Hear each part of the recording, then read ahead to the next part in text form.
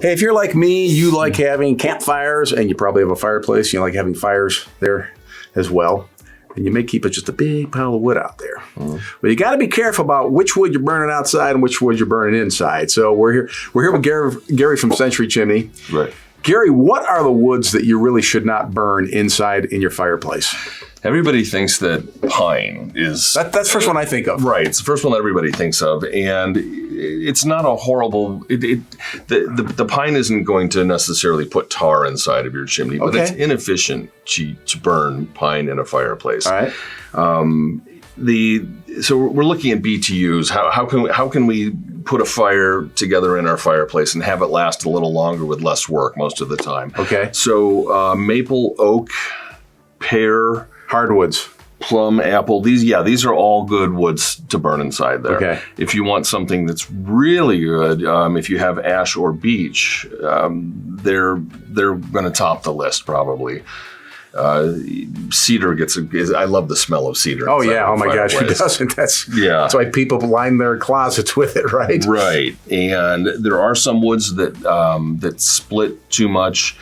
And they burn too fast. They cause too much smoke. And I've written down a few here because I can't remember all of them. We'll put them. We can get them on the screen. But what are they? I mean, run through. Spruce, sycamore, and walnut. And there's a longer list as well. Chestnut, Douglas fir, poplar.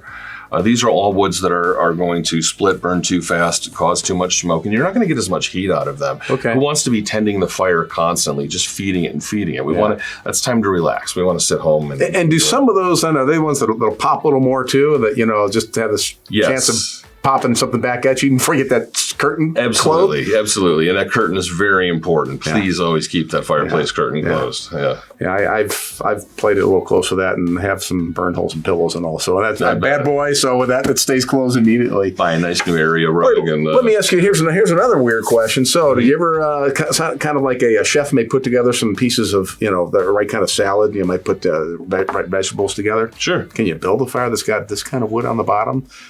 This kind of wood on top, does it matter? No, not at all. Have a blast. Okay, all right. Yeah, and some people worry that when they leave the wood outside, maybe it's been freshly cut and they had their own tree cut down, for example, in their yard. A homeowner may, and then they ask the tree service provider, can you quarter it, cut it up for me, and leave it for me? Right. It's actually a good idea over the summer months to leave it outside and get wet. That water is going to pull a lot of it's actually going to dry out the wood, believe it or not. Oh, really? Really? Okay, no, that's good to know. And then store a certain amount inside your garage or cover it outside so that it's no longer wet. You don't want to burn wet wood.